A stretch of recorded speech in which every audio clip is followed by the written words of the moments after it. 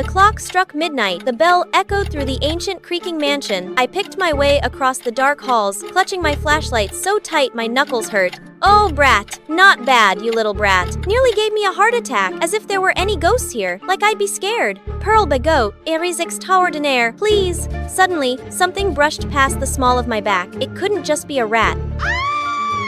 Everyone in high society knew the Baggots. Wealthy, famous, untouchable. And I was Pearl Bagot, the heiress, the only child. Don't forget to like and subscribe. My life was perfect, except for... Miss, your father and mother's wedding is about to begin. They would like you to arrive early. I'm not going, and Melanie is not my mother. My mother left when I was a baby.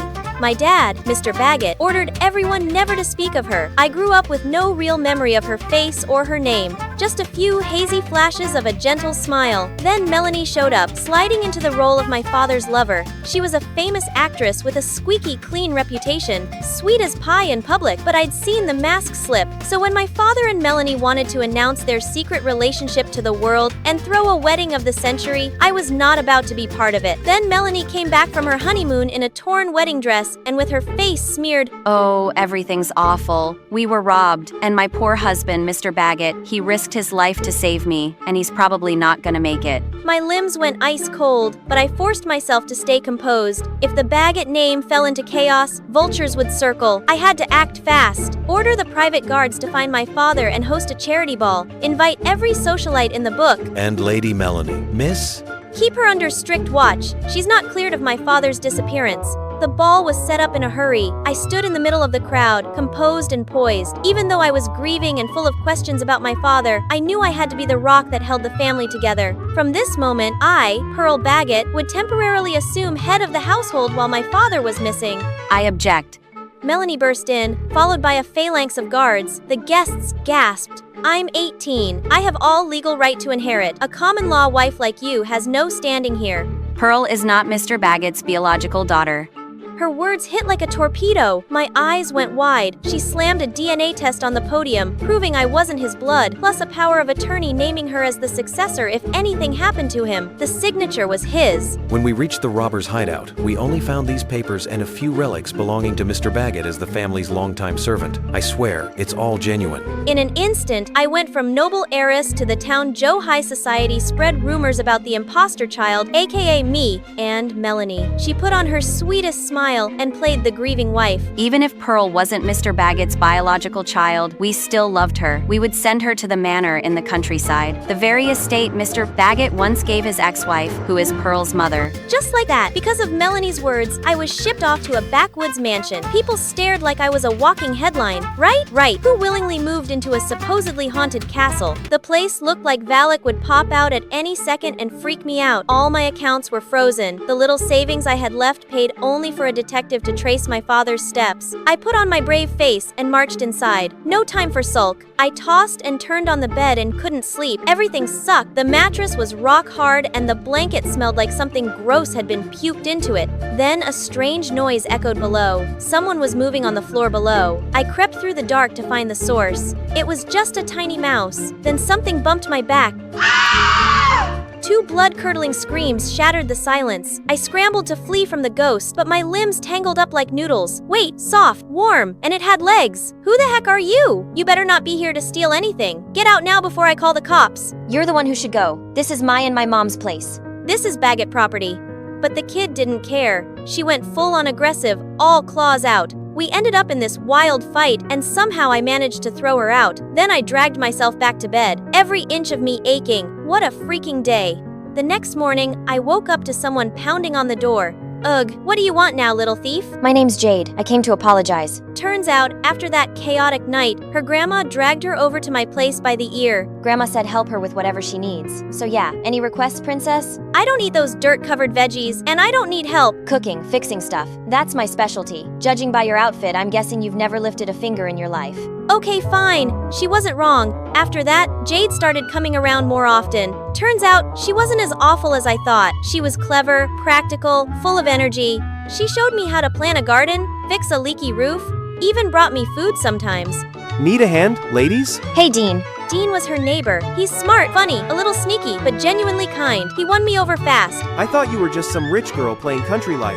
Guess I was wrong. You're tougher than you look. Thanks to Jade and Dean, I started blending in. Life out here wasn't so bad. Here I got to just be pearl-free, relaxed. Not that perfect, cold-hearted heiress everyone expected me to be. Isn't this nice? I wish you'd stay here. Stay with me. I can't. I still have responsibilities. I need to find my father and clear my name. Lately, Dean kept asking about my past and about us. I wanted to trust him. I really did.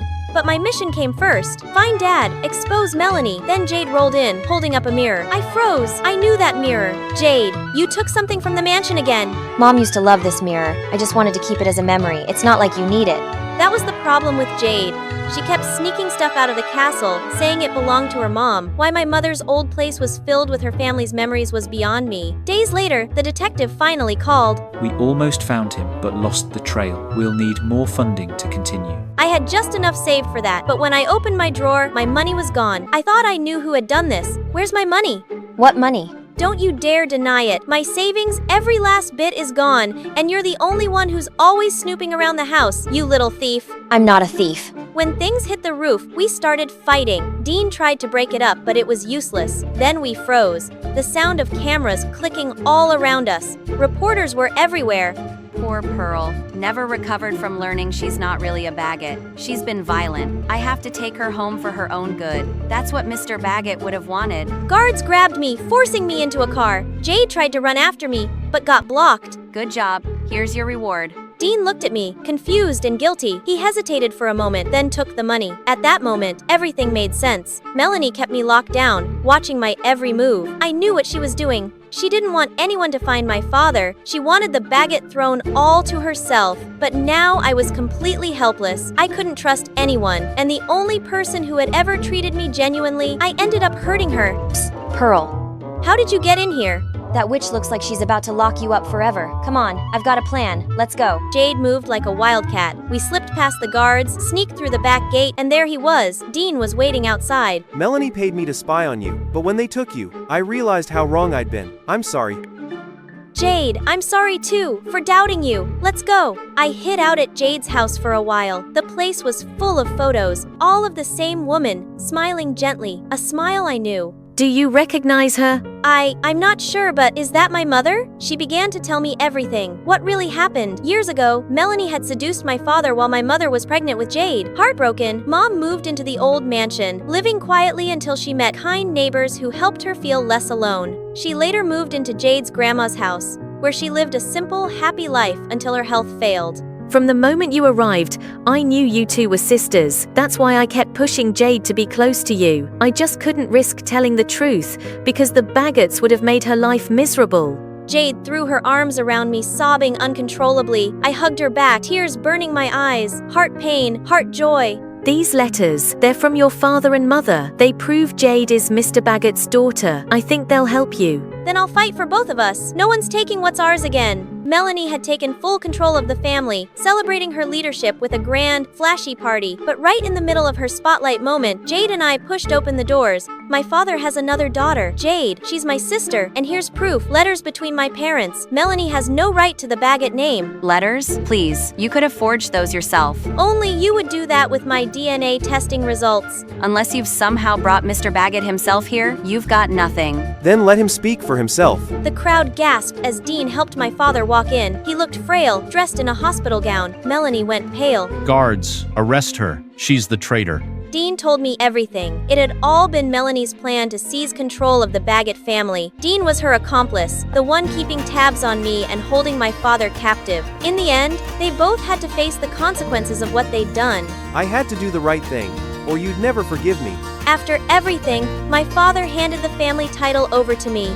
He regretted leaving my mom for Melanie, so he poured all his love and care into Jade instead. But Jade refused the luxury life of a rich heiress. She stayed a cheerful little farm girl, living peacefully with Grandma. I turned my mother's old mansion into a cozy retreat. I visit often, spending warmth, quiet days there with Jade and Grandma. Hey, Pearl. Dean's coming back soon. You should invite him too. Yeah, I miss him too. Hi, I'm June Carter, 15 years old. At 15, people called me a genius. Mom's a businesswoman while Dad was a hard-working professor, even though he passed away 5 years ago and I got all their brains. We lived in a regular apartment in the heart of New York, aka the city that never sleeps. Every weekend came with the soundtrack of construction. Even when I was trying to read the encyclopedia, it felt like someone was drilling straight into my head. One afternoon, I came home and saw Mom buried under a mountain of stuff. So, are we starting a new gig in shipping or something? We're moving. Moving? Where? Why? Somewhere in the suburbs. Quiet, fresh air. You'll like it. I tried to figure it out with my genius-level brain, but it came up empty. You'll know soon, sweetie. Just trust me, okay? I mean, I already packed, didn't I? I totally passed out in the car until it screeched to a stop in front of this giant, ancient, filthy rich mansion. Mom, did we get lost or something? She didn't answer, just waved for me to follow her down the stone path. The door opened. A butler bowed in front of us.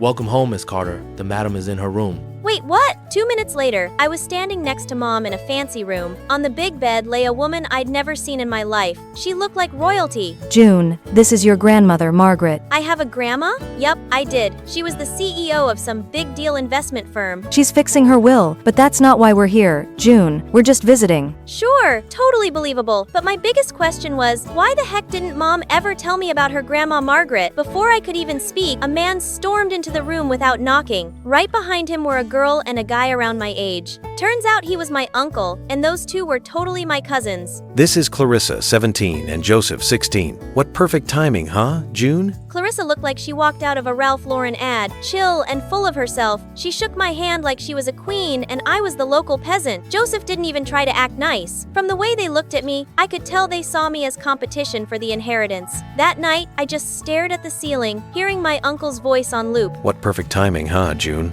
That was not a welcome obvi, so I made a choice. Let them think I was harmless. Let them underestimate me. I'd play dumb and stay chill. The next morning at breakfast, then, I happened to ask Clarissa was passing by, do we have any oat milk? I read somewhere cows are like totally extinct. Clarissa almost choked and Joseph snorted. Good, let them think I'm clueless. Right then, I heard Grandma yelling. A maid came rushing out with her wheelchair. She was crying.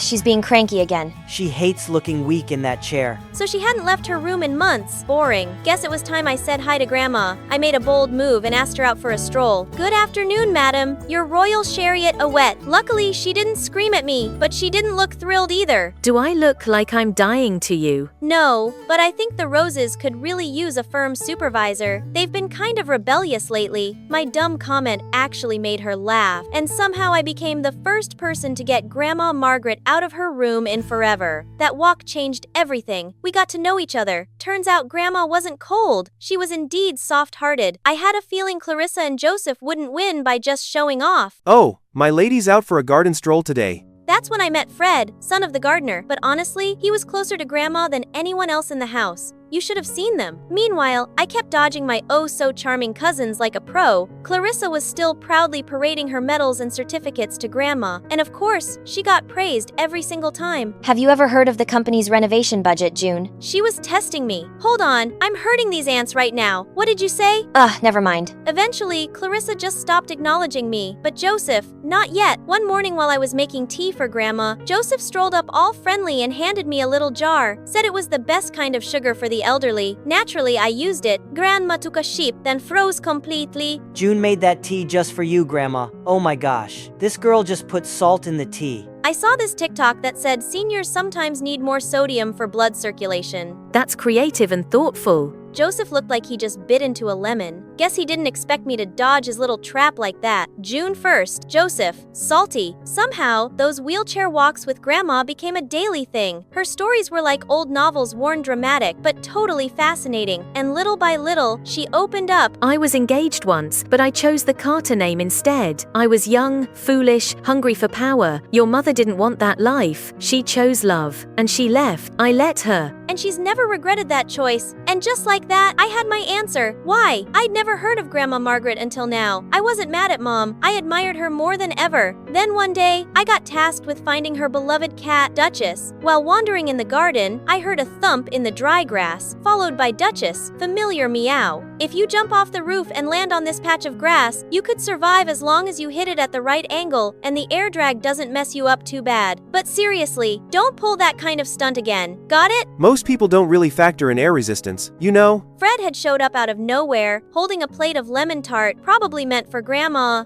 Oh. If you were really clueless, you could never say things like that. He handed me a slice and walked away. That look he gave me was like he saw straight through the act, and that's when I noticed Clarissa and Joseph were there too. I knew it. She's been playing us this whole time, pretending to be all sweet and innocent. Just a fool, Grandma. Not even a second later, the two of them stormed straight into Grandma's room and slammed the door shut. My stomach dropped. If they started digging, they'd definitely find the articles about me, the brainiac who won all those competitions. The harmless little June image would be gone. A little later, the door opened again. Clarissa walked out, calm as ever. Meanwhile, Joseph shot me that smug little smirk of his. Grandma's not in the mood for her walk today. You should go back to your room. Oh, and she wants to talk to you tomorrow morning. And tomorrow night, she's announcing the will. Let your mom know. That night, I couldn't sleep, just like my first night here. But this time, it wasn't about strategy. I was scared. I cared about Grandma, the woman who used to glare at anyone who brought her a wheelchair, who now trusted me to push it. She told me stories no one else had heard. She let me in, and I lied. The next morning, I stepped into her room like I was walking into court, but when she looked at me,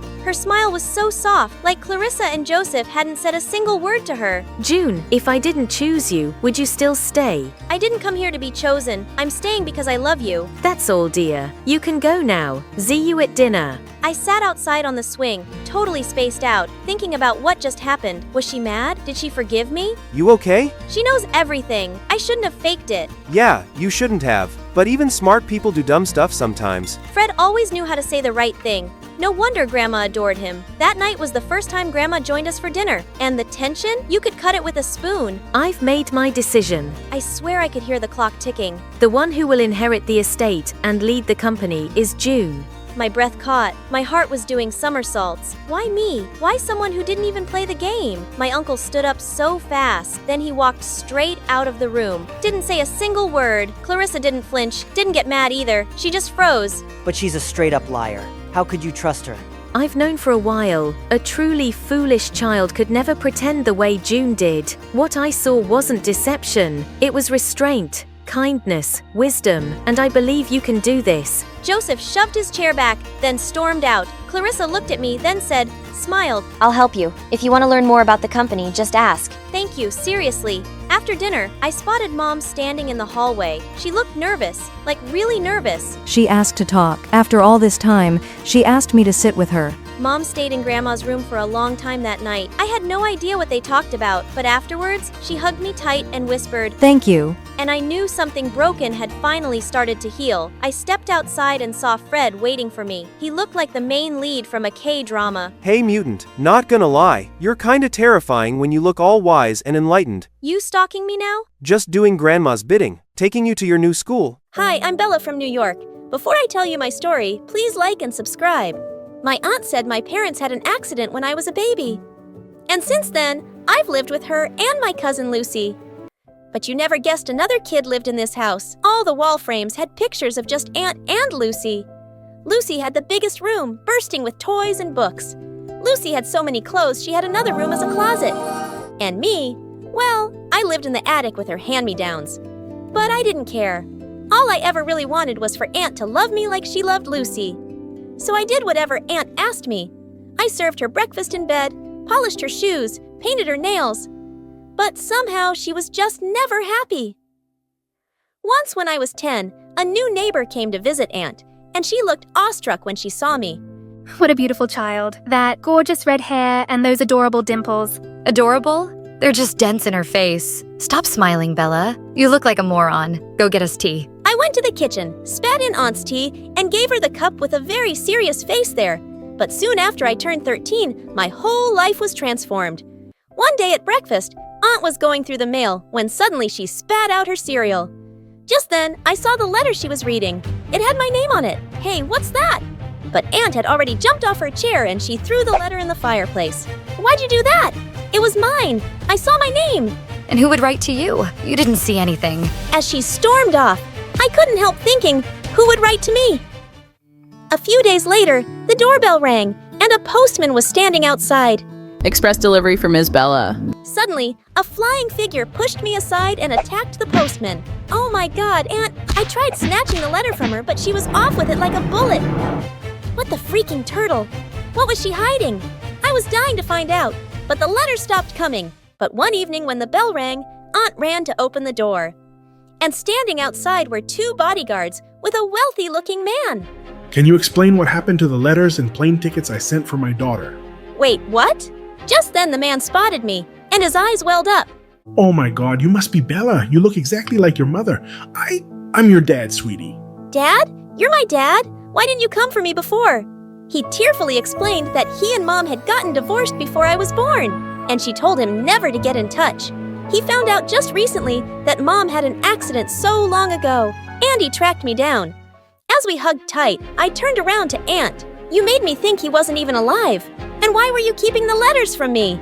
Because you don't deserve to go live like a princess. You should be my maid, after everything I've done for you. Used to you? I did everything you ever asked just so you'd love me.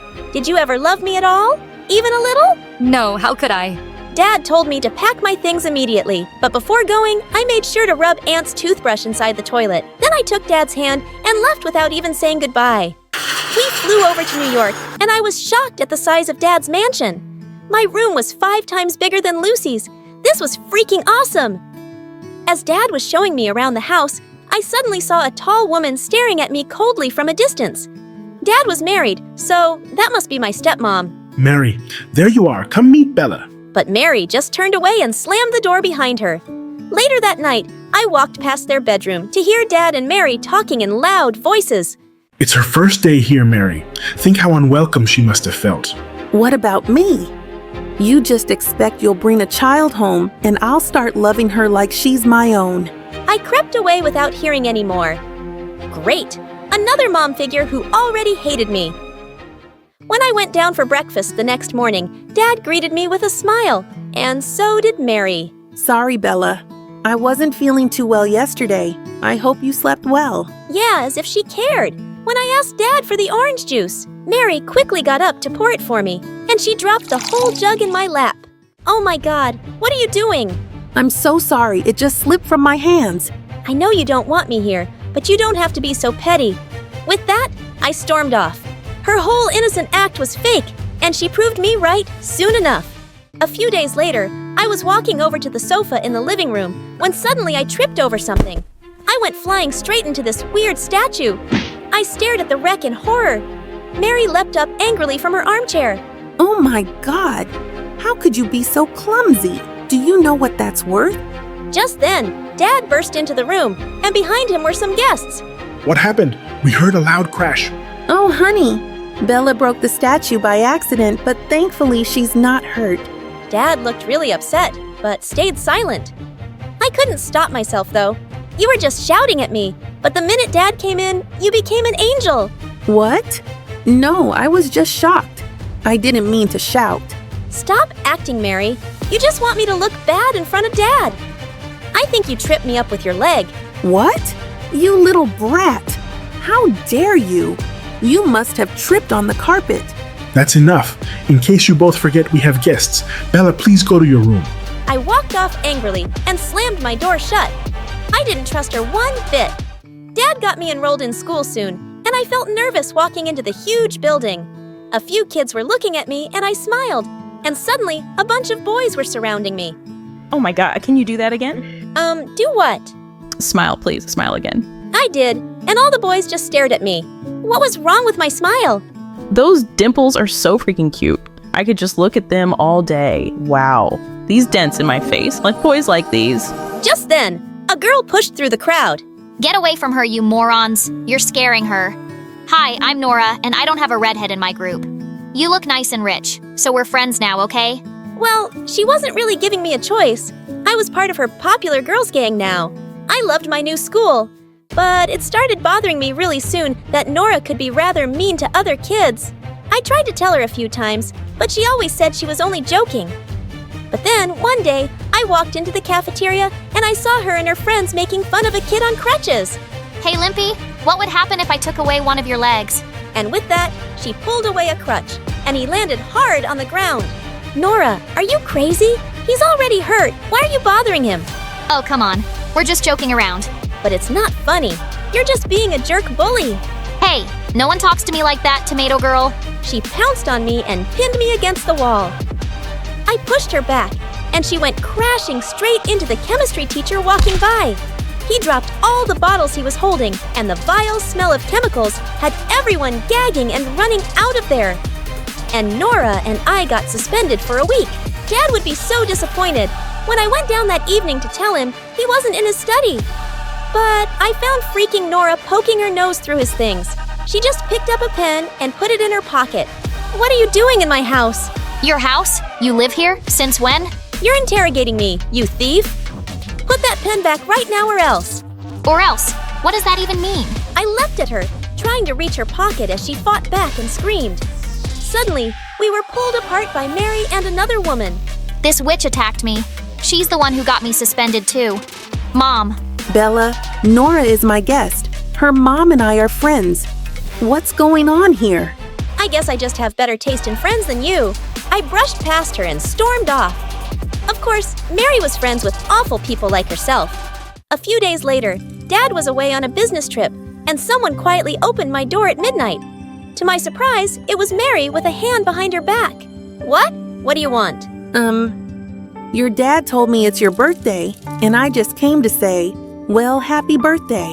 She stepped forward with a cake with candles on it. I never had a birthday cake before. I thanked her awkwardly, and she sat down on the bed. Bella, I think we got off on the wrong foot, and I'd really like to start over. Maybe we can get to know each other better. She looked really sincere, and I wondered if I'd judged her too quickly. Yeah, I think I'd like that, Mary. We started hanging out more, and I found myself actually liking her. She took me to lovely cafes, shows, and galleries around New York. She had the best taste in clothes, and shopping with her was so much fun. Soon after Dad returned, Mary threw me the most amazing birthday party ever. It was the best day of my life. A couple of months later, there was a dance in school, and I'd been asked out by this new boy who had all the girls drooling. That evening, I wore a gorgeous dress Mary had picked out for me. She'd even done my hair and makeup. I received so many compliments, and my date just couldn't keep his eyes off of me. We were slow dancing to a song when suddenly someone pulled the back of my dress really hard, and I heard the fabric rip. Oh my God. I turned around in horror to see Nora grinning and holding part of my dress. But everyone was staring at my back, at a long, ugly scar. Look, Marcus. Look at that disgusting thing on her back. It's like she's freaking Frankenstein. Suddenly, I leapt forward and slapped her hard. The only monster here, Nora, is you. I ran out in angry tears and got into my car. I didn't care if anyone knew about my stupid scar, but the only person who could have told Nora about it was Mary. She'd seen it when she was helping me try on a dress one day. I burst into the living room and started screaming. How could you be such a witch, Mary? You almost made me believe you cared about me. What? What are you talking about? What happened to your dress? Nora ripped my dress because you told her about this scar. Even Dad doesn't know. I only told you, and you thought it could be something you tell Nora to use against me. You're the most horrible person I know. You're even worse than my aunt. I hate you. As I cried furiously in my room, Dad came in and hugged me. Sweetheart, there must be some mistake. Mary wouldn't do this. She would. She did. No one else could. Don't defend her, Dad. So if Nora thought I was going to be embarrassed and hide, she was so wrong. I went back to school the next day, expecting weird looks and comments. But what happened left me shocked. The principal walked in during the first lesson and said, The entire class came to me this morning to complain about an incident at the dance yesterday. And there is no way that I will tolerate this kind of behavior in my school. Nora, you're expelled. As Nora stared at her in horror, the whole class erupted into cheers and applause. This totally made up for everything. When I got home that afternoon, I heard screams from the living room. It was Nora's mom. No one had been spying on Bella. Your stupid maid saw her scar one day and told us. And so what? My daughter played a harmless little prank, and now she deserves to be exposed, expelled, her entire future destroyed. All because of that stupid, disfigured, red-haired witch. Don't you dare talk like that about my daughter. And with that, Mary punched her. Get out of my house. You are not welcome here. However, as the butlers let her out and she went screaming, Mary suddenly saw me and I started to cry. I'm so sorry, Mary, for thinking it was you. I've had a hard time believing you could really care for me. I heard you the first day you said you couldn't love me like your own. And I guess I've been scared to love you in case you didn't love me back. Oh, darling, I said that. Yes, because I couldn't love you right away. It was all so new for me, too. I've never been anyone's mom, but I've tried so hard to get to know you and love you. And I really do now. Bella, I love you. You're my daughter as much as your dad's now. I love you too. When we were little, Bella and I used to sit pressed together, making up 1,000 little games. One doll for you, one doll for me. That means we'll never be apart, okay? Stay strong. Okay, I don't dream about those days much anymore. Right after that, our parents divorced and we were split up. But I always felt Bella with me the same way I was always with her. Anyway, hi, I'm Stella. Yes, that's Stella, the new Janet girl with a supermodel mom. It didn't take long before I became a real supermodel myself. I was literally partying while excitedly updating Bella about everything. We still talked all the time, even if we couldn't meet. So when Bella actually showed up at my door one day, I was literally speechless. I was hoping I could stay with you for a while. I already talked to Dad, and I think he talked to Mom. Yes, come in. Just like that, we were living together again, like when we were little. Wait, is that our doll? It still looks new, and it even smells. Of course I took care of it. It's our memory. To make up for lost time, I took Bella everywhere. Parties, spas, restaurants, malls. Here, try this outfit. It totally suits you. Your clothes look prehistoric. I can't. It's too expensive. I don't have. Your sister is loaded, babe. When Bella stepped out of the fitting room, everyone turned to look. She looked so soft, stylish, and beautiful. Like I was looking at another version of myself. Your life is like a dream. If I'd followed you and Mom, maybe I'd be confident like you too. Don't have... It's not too late. I'll show you everything. Let's live a little, okay? Bella seemed so enchanted with my life, and honestly, I understood. The supermodel world does look dazzling from the outside, and if Bella wanted to try it, I was happy to let her. But after a few days, I got sick. See? It's because you never eat. Here, drink pumpkin soup. I can't. I'm the vedette in Lucas' show tonight. I have to go. Then I'll go for you. We look exactly... You think you can? Just teach me what I need. It's one show. I'll try my best. So I rushed through a mini catwalk crash course. After just a bit of coaching, she was strutting like someone who trained for years. Just don't get too close to Lucas, okay? He and I aren't exactly what it looks like. Bella came home later, all bright and cheerful. I tried my best. Lucas helped a lot. I think it went well, right? Then Lucas texted me. You are different today, but great. I gave Bella a big thumbs up. She earned it. But after that, Bella started acting strange. You're still tired. Let me take your gigs for now. I don't want to live off your money. I want to earn and pay you back. So I let her take my smaller shows. No one noticed. I got to rest. Bella got to shine. Well, it's a win. Win? Until one day, I was walking to work and saw Bella. I didn't ask her to cover today, so why was she there? Getting really close to Lucas with that uneasy feeling, I hid and tried calling her, only to watch her kiss Lucas instead. And he kissed her back, soft and familiar, like they'd done it a dozen times already. I froze. Everything inside me just stopped. Hi sis, I'm at home. When are you coming back? I'm right behind you. I saw everything. Come home now. For the first time ever, we fought. I kept demanding answers. Bella kept dodging, pale and shaking. I just wanted to help. I was acting like you. I kissed so he wouldn't suspect. I haven't even held his hand, and you went to my job without asking? Bella, you should go back to Dad's. I grabbed her stuff, walked her out, and didn't listen to another word. But the next morning, Bella just showed up at my company like nothing ever happened, smiling, waving, acting all sunshine. Hi everyone. I'm Bella, Stella's twin sister. I want to become a model just like her. I'll do my best. And what was I supposed to do? Drag her out by the ponytail? So yeah, she stayed. And just like that, Bella officially became a TR trainee model at my agency. And to be fair, she was talented. Like, naturally talented. Her progress was super fast. However, it felt intentional. Bella kept finding ways to use people to make things harder for me and push me to the outside. She still acted sweet and fragile on the surface, but behind it, there were plans. I'm just so clumsy. I'm not like Stella. She's always shining. I'll never be like her.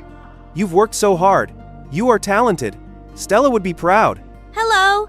You saw that everyone adored her. The silent war between us kept growing. I corrected Bella strictly during practice. Bella, in return, tried to steal every spotlight. Whenever we walked the same runway, the tension was so obvious, it reached my mom, who was literally somewhere on her around the world soul-healing cruise. She rushed back just in time to stop me from almost tackling Bella backstage. Enough. Why are you two fighting? And why are you here? Does your father know you're here? I ran away. I don't want to live with Dad. You can't just run away. You're coming home now. Bella tried the tears again, dramatic trembling lip, watery eyes. But Mom didn't budge, and then Bella snapped. It's the first time I'd ever seen her like that. I don't want to. I want to live with you. I want a life like Stella's. She gets everything. Success, love, attention, and I get nothing. That was the legal agreement. 1 child each. Then let's do a catwalk battle. If I win, I stay with you. So, yeah, we actually competed. Sister verse. Sister, just to prove who could shine brighter. Bella gave everything she had, and she wasn't bad. She was actually really good. The girl was talented, no doubt. But when I stepped onto the runway, the whole crowd lit up. The confidence, the presence, the experience. I got them all. I walked like I owned that stage. I felt like a queen out there. Yeah, it wasn't exactly hard to see who won. Bella packed her things quietly and left, just like she promised. Life went back to normal, except some things felt off. You miss Bella? No, I'm not like that. It's just, she's different. There were moments I thought had feelings for you, but when Bella was around, Oh yeah, I let her pretend to be me a few times. I just didn't want to go to work. Lucas froze. Then everything clicked for him. We both realized our relationship was kind of a misunderstanding. So we broke up because we just weren't right for each other. I think Bella was jealous of you. She's been lonely for a long time. Maybe try talking to her. Nope, no thank you. Absolutely not. I was done caring about Bella. Or so I said, but I still went to check if she made it home safely. Wait, where's Dad? They went on a family trip. And you didn't go? They didn't want me there, not the first time. I'm used to it. Hearing that, I dragged myself into Bella's tiny, worn-out room, and little by little, things started making sense. My eyes landed on a doll placed carefully on her bed in the cleanest, brightest corner of the whole room. I'm not as good at keeping it nice as you. Mine looks kinda worn out. I'm sorry for always being jealous, even when you tried your best for me. By the time I reached the doorway, I was still stunned. I realized I never really understood Bella. I always acted on my ideas, always talked about my feelings, always assumed I was giving her the best. But maybe she needed something else. But what she needed was love, someone who stays, someone who sees her without thinking. I grabbed her hand. Come on, let your twin sister take you out. Dad was furious this time when he realized Bella had disappeared again. He is just mad we didn't consider him twice. It bruised his ego, that's all. The real challenge was convincing Mom. She was torn because of all those very serious divorce agreements. You know, the whole grown-up responsibility thing. So I cried, I begged, I told her everything. Bella had gone through every little lonely corner of her life. I know, but your father isn't doing so badly that I can just break the agreement and take both of you. He doesn't care about her, Mom. Not really. I'll work harder. I'll cut back on shopping. I swear I'll support Bella. I'll be her stability. Mom finally agreed, though she looked exhausted just thinking about it. But listen, if you two fight again, you're going to live separately. I mean it.